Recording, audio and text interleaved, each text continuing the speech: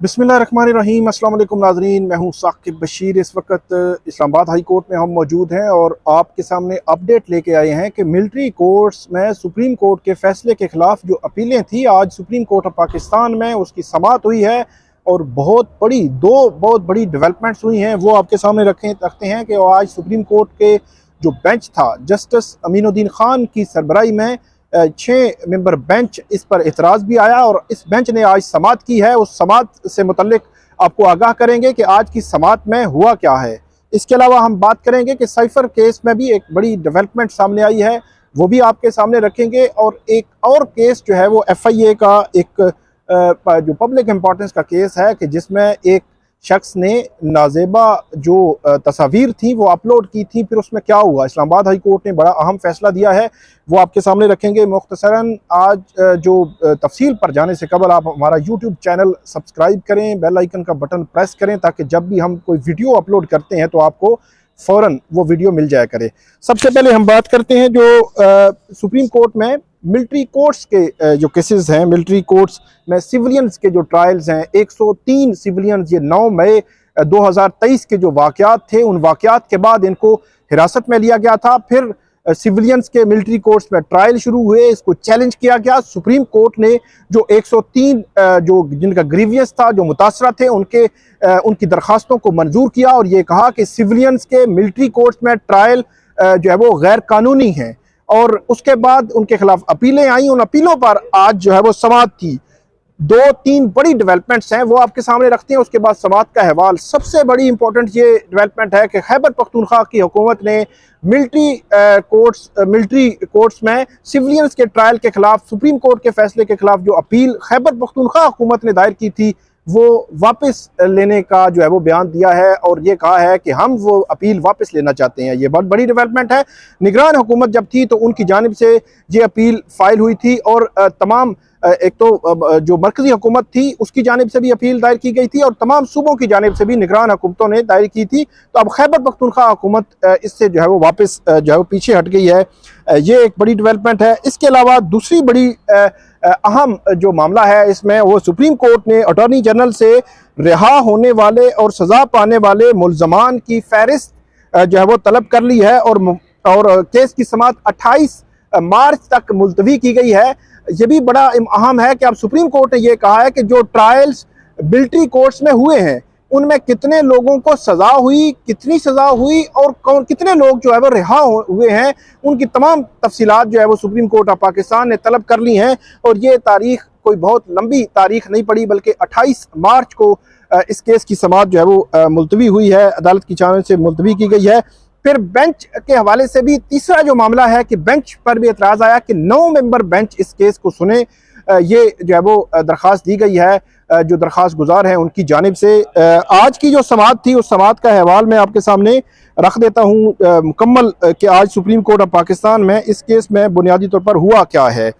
शुरू में justice retired Jawad Khwaja के वकील ने बेंच के साइज पर एतराज़ आयद किया और ये कहा कि 109 मुल्ज़मान ज़ेर हिरासत हैं, इनके अहले खाना अदालती कार्रवाई में शामिल होना चाहते हैं और अदालत अहले खाना को समाअत देखने की इजाज़त दे। ये कहा दरख्वास्त गुजार जो वकला हैं उनकी जानिब से। तो जस्टिस अमीनुद्दीन खान ने कहा कि कमरा अदालत भरी हुई है, इन्हें कहाँ बिठाएंगे। तो जस्टिस अमीनुद्दीन खान ने यह भी कहा कि अदालत आने पर एतराज़ नहीं, उनका मामला देख लेते हैं।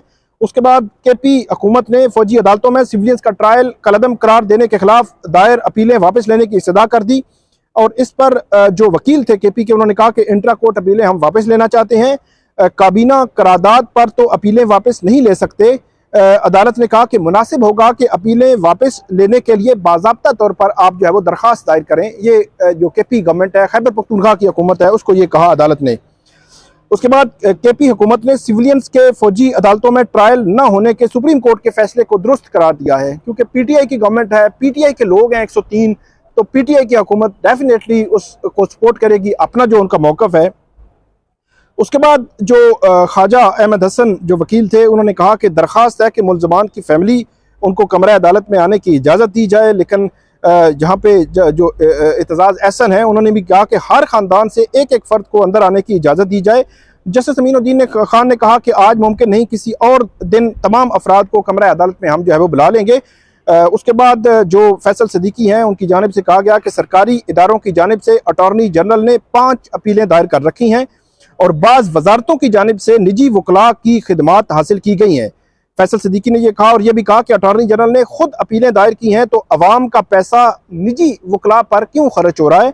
और जो ख्वाजा अहमद हसन थे उन्होंने कहा कि बेंच की तश्कील के लिए मुनासिब होगा मामला दोबारा जजिस कमेटी को भेजा जाए, और पहले भी 9 रुकनी बेंच तश्कील देने की हमने इस्तदा की थी। तो यहाँ पर जस्टिस मोहम्मद अली मजहर जो है उनकी जानिब से कहा गया कि पहले 9 रुकनी बेंच बन जाता तो आज अपीलों पर समाअत मुमकिन न होती। और ख्वाजा अहमद हसन ने कहा कि सुप्रीम कोर्ट के 5 रुकनी बेंच ने मुतफ़िका फैसला देकर ट्रायल कलअदम करार दिया है, और 6 रुकनी बेंच अगर उसे 4-2 से कलअदम करार दे तो ये मुतनाज़ा हो जाएगा कि 5 रुकनी बेंच जो है सिविलियंस के मिलिट्री कोर्ट्स में ट्रायल जब कलअदम हुए हैं तो 4-2 से फैसला आ गया अगर 6 मेंबर बेंच में, तो फिर ये एक तनाज़ा खड़ा हो जाएगा।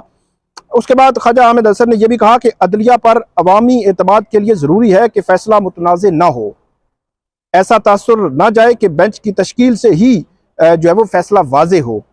उसके बाद अदालत ने अटॉर्नी जनरल को रोस्टम पर बुलाया और जस्टिस अमीरुद्दीन खान ने कहा कि क्या मुल्ज़मान में से किसी की रिहाई हुई है या हो सकती है। अटॉर्नी जनरल ने कहा कि ट्रायल मुकम्मल हो चुका है लेकिन अभी फैसले नहीं सुनाए गए, क्योंकि सुप्रीम कोर्ट ऑफ पाकिस्तान ने कहा था कि हतमी फैसले ना सुनाए जाएं। जस्टिस अमीरुद्दीन खान ने कहा कि आपने कहा था कि कुछ केसेस बरियत के हैं, कुछ की सजाएं मुकम्मल हो चुकी हैं। अटॉर्नी जनरल ने कहा कि कुछ ऐसे मुल्ज़मान हैं जिनकी गिरफ्तारी का दौरानिया सजा में तस्वर होगा, और अटॉर्नी जनरल ने कहा कि सुप्रीम कोर्ट के हुक्म इम्तना की वजह से बरियत के फैसले नहीं हो सके। और सलमान अकरम राजा ने कहा कि बरियत पर कोई हुक्म इम्तना नहीं होता, जो मुल्ज़मान बरी हो सकते हैं उनके फैसले सुनाने की इजाज़त दी जाए। यहाँ पर जस्टिस अमीनुद्दीन खान ने कहा कि जो मुल्ज़मान बरी हो सकते हैं उन्हें तो करें, बाकी की कानूनी लड़ाई चलती रहेगी। जस्टिस अमीनुद्दीन खान ने यह भी कहा कि असल जो मकसद ये है कि जो रिहा हो सकते हैं वो तो हो जाएं। यहाँ पर सुप्रीम कोर्ट ने अटॉर्नी जनरल से फौजी अदालतों में महफूज शुदा फैसलों की सबरी जो है वो मांग ली। तो ये मैंने आपको पिछली वीडियो में बताया था कि ये एक मुतवक्को सूरत हाल जो है मौजूद थी कि सुप्रीम कोर्ट उन मिलिट्री कोर्ट्स में जो ट्रायल्स हुए हैं उन तमाम की तफसीलात मांग ले कि ट्रायल्स की स्टेज क्या है, ट्रायल्स में क्या क्या मुतवक्को जो है वो फैसले हो सकते हैं। अदालत ने यह भी कहा है कि आगाह किया जाए कि कितने मुल्ज़मान बरी हो सकते हैं और कितने नहीं। आइंदा समाअत 28 मार्च को होगी। जिन मुल्ज़मान की सजाएं कम होनी है उनकी तफसील भी फराहम की जाए। सुप्रीम कोर्ट ने अटॉर्नी जनरल को यह कहा है और यह भी कहा है कि फौजी अदालतों के केस में हुक्म इम्तना में समरी के मुताबिक तरमीम की जाए। उसके बाद जो फैसल सिद्दीकी ने अदालती कार्रवाई बराह रास्त दिखाने की अदालत में इस्तदा की कि बराह रास्त इसको दिखाया जाए, ये पब्लिक इंपॉर्टेंस का मफाद आमा का केस है। इस पर जस्टिस शाहिद वहीद ने कहा कि सुप्रीम कोर्ट ने तो आर्मी एक्ट की 2 दफात भी कलअदम करार दी थी, और जस्टिस अमीनुद्दीन खान ने कहा कि लाइव नशरियात की दरख्वास्त पर फैसला जारी करेंगे। और यहाँ पर जस्टिस शाहिद वहीद ने कहा कि सूबाई हुकूमतें कैसे अपीलें दायर कर सकती हैं, ये तो वफाकी हुकूमत का केस है। उसके बाद जो एतजाज एहसन है उनकी जानिब से कहा गया कि सूबाई हुकूमतें ज़रूरत से ज़्यादा तेज़ी दिखा रही हैं, और जस्टिस मुसर्रत हिलाली उनकी जानिब से कहा गया कि आपने गुज़श्ता समाअत पर बताया था कि कुछ मुल्ज़मान की सज़ाएं कम होगी, आज तो आपके पास मुकम्मल तफसीलात होनी चाहिए थी। अटॉर्नी जनरल ने कहा कि सज़ाएं कितनी कम होंगी ये शफायत रिकॉर्ड करने वाले ही बता सकते हैं। जस्टिस मुसर्रत हिलाली ने कहा कि ऐसे केसेस की ट्रायल में ही पता चल जाता है कि सज़ाएं क्या होगी। जो एतजाज एहसन हैं उनकी जानिब से कहा गया कि फौजी अदालतों में बहुत केसेस किए हैं, यहाँ मामलात आर्मी चीफ की तौसीक तक लटक जाते हैं। अटॉर्नी जनरल ने कहा कि आर्मी चीफ की तौसीक सिर्फ सजाए मौत के मुकदमात में दरकार होती है। बरियत का फैसला मानने का मतलब तो फौजी अदालतों का इख्तियार समाअत तस्लीम करना होगा। यहाँ पे जस्टिस मुसर्रत हिलाली ने बहुत ही अहम ऑब्जर्वेशन, बहुत ही अहम रिमार्क्स जो है वो दिए और अहम नुक्ता जो है उठाया कि अगर आप बरियत का फैसला मान लेते हैं तो फिर तो आप हक़ समाअत उनका जो है तस्लीम कर रहे हैं। उसके बाद यह भी कहा गया जस्टिस मुसर्रत हिलाली की जानिब से कि फौजी तहवील से बरियत के बाद मुल्ज़मान की हिरासत भी गैर कानूनी तस्वर होगी। अगर सुप्रीम कोर्ट फौजी अदालतों का दायरा इख्तियार ही तस्लीम ना करे तो बात ख़त्म हो जाएगी, जस्टिस अमीनुद्दीन खान ने कहा। और यह भी कहा कि जिसको 6 माह की सज़ा है वो 1 साल गिरफ्तार नहीं रहना चाहिए। अदालत का बुनियादी मकसद इंसानी हुकूक का तहफ़्फ़ुज़ है। जस्टिस अमीनुद्दीन खान ने यह कहा अब इस केस की समाअत जो है वो 28 मार्च तक मुलतवी हो गई है। बहुत अहम केस है, अहम नौयत का केस है। 103 जो लोग हैं वो मिलिट्री की कस्टडी में हैं। 9 मई से ये सारे लोग जो है वो हिरासत में हैं, तो इससे आप अंदाज़ा लगा सकते हैं कि तकरीबन 10 माह हो गए हैं ये लोग जो है वो मिलिट्री कस्टडी में हैं। तो अब 28 मार्च को बज़ाहिर ऐसे लगता है कि ये मामला किसी न किसी एंड पर भी पहुंच सकता है। क्या 9 मेंबर बेंच बनेगा, बराह रास्त नशरियात दिखाई जाएंगी, सारी तफसीलात जो है वो 28 मार्च को सुप्रीम कोर्ट के सामने आएंगी। ये सारे सवालात के जवाबात जो है वो सुप्रीम कोर्ट में 28 मार्च को ही सामने आएंगे।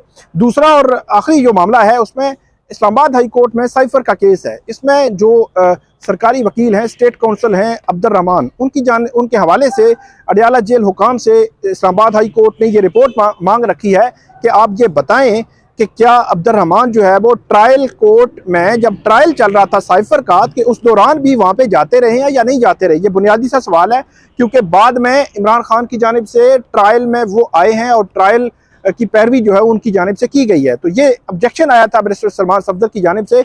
आज रिपोर्ट पेश होनी है, तो वो जो ज़राए हैं हमारे वो ये बताते हैं कि 3 दफ़ा जो वो गए थे, लेकिन साइफर के ट्रायल में इस तरह थे कि 3 जो तौहीन अदालत के, इलेक्शन कमीशन तौहीन अदालत के केसेस लगे हुए थे इमरान खान के। जो ट्रायल चल रहा था अडयाला जेल में, और उसमें जो प्रोसिक्यूशन की जानिब से अब्दुल रहमान जो स्टेट काउंसिल हैं वो वहाँ पे पेश हुए थे।